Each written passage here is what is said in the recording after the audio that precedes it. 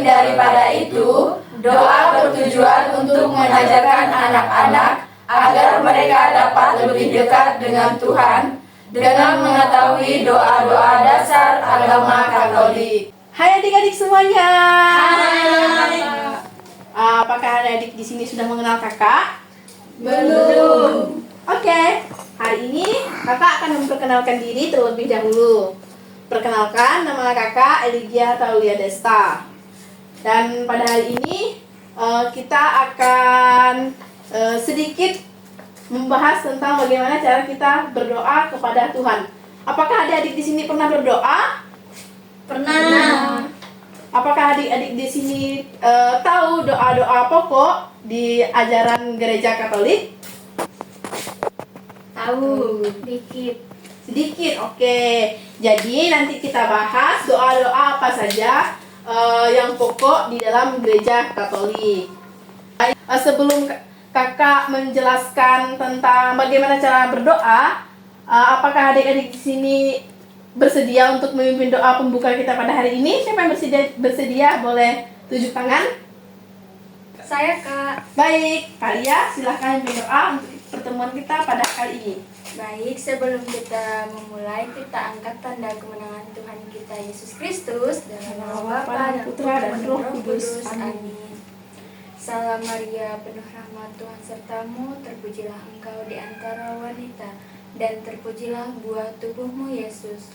Santa Maria, Bunda Allah, doakanlah kami yang berdosa ini sekarang dan waktu kami mati. Amin.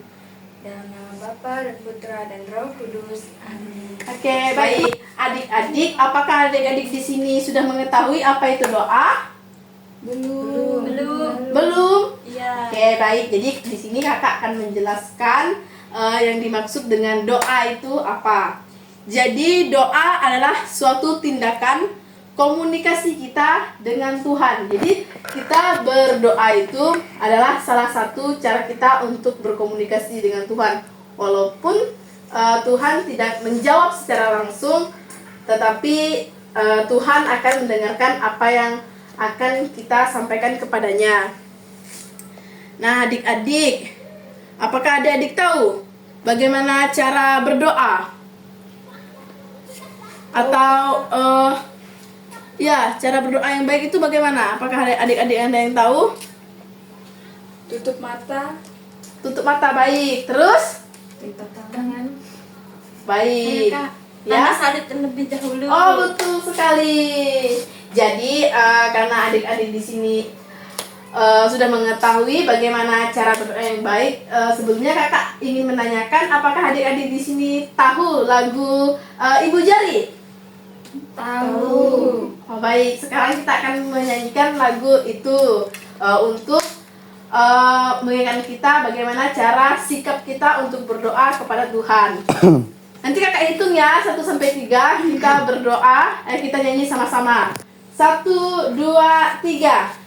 Jari jempol, jari tunjuk, jari tengah di tengah, jari manis pakai cincin, jari kelingking ku sayang.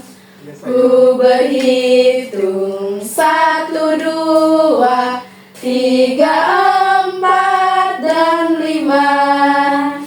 Lipat tangan, tutup mata, mari kita berdoa. Nah, jadi lagu tersebut adalah cara kita, bagaimana sikap kita berdoa kepada Tuhan. Jadi adik-adik, cara kita berdoa kepada Tuhan itu ada beberapa persiapan. Yang pertama itu kita menyiapkan hati kita untuk berdoa. Baik adik-adik, di sini kakak akan menyampaikan kepada adik-adik semuanya bagaimana kita berdoa menurut ajaran Katolik. Nah, yang pertama itu kita mencari tempat yang tenang dan nyaman. Seperti apa tempat yang nyaman dan tenang menurut adik-adik? Di kamar. Baik, benar sekali. Ada lagi? Di gereja. Iya benar, tepat sekali. Baik, itu adalah tempat-tempat yang nyaman dan tenang untuk kita berdoa kepada Tuhan. Yang kedua itu bersih hati dan pikiran dari gangguan. Jadi kita lihat pikiran kita harus bersih. Tidak boleh nih kita berdoa kepada Tuhan pikiran kita kemana-mana. Tidak boleh memikirkan makanan, tidak boleh memikirkan mainan. Jadi kita benar-benar harus fokus kepada Tuhan. Terus yang ketiga, memulai dengan tanda salib. Jadi kita sebelum berdoa itu harus memulainya dengan tanda salib. Terus langkah-langkah dalam berdoa itu ada yang pertama itu adalah pengakuan, di mana kita mengucapkan syukur atas berkat Tuhan. Dari pertama-tama kita ingin berdoa itu kita selalu bilang apa? Tuhan, terima kasih. Ya, entah itu di pagi hari ataupun malam hari kita selalu mengucapkan terima kasih. Terus yang kedua, kita mengajukan permohonan. Apa nih permohonan yang kita mau?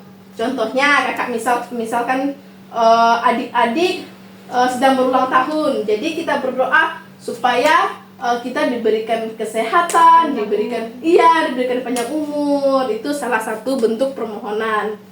Lalu yang ketiga itu pengampunan. Ada yang tahu pengampunan itu seperti apa? Tidak tahu, Kak. Tidak tahu. Oh, jadi ini adik-adik, pengampunan itu kita mengakui kesalahan kita di depan Tuhan. Dalam berdoa kita bilang kepada Tuhan, ngomong dengan Tuhan, Tuhan hari ini saya telah kelahi dengan teman saya gara-gara mainan. Jadi saya mohon agar Tuhan mengampuni saya. Tidak salah juga, kita juga harus meminta maaf kepada teman kita. Terus yang selanjutnya itu ada ucapan terima kasih atas berkat dan rahmat Tuhan. Jadi setelah kita menyampaikan doa-doa kita tadi, seperti doa panjang umur, doa apa tadi?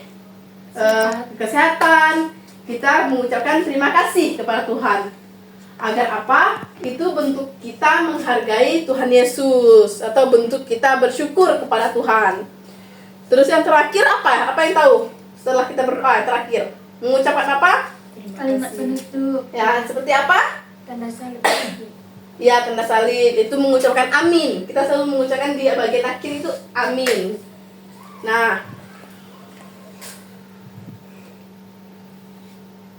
lalu di dalam kitab suci juga diterangkan bahwa Tuhan juga menyampaikan kepada kita semua bahwa di dalam kitab suci kita harus berdoa, dan tempat di mana kita berdoa kita dapat lihat di dalam Injil Matius. Di Matius yang berbunyi, tetapi apabila engkau berdoa, masuklah ke dalam kamarmu, tutuplah pintu dan berdoalah kepada Bapamu yang ada di tempat tersembunyi. Maka Bapamu akan melihat dalam rahasia, akan mengajarimu.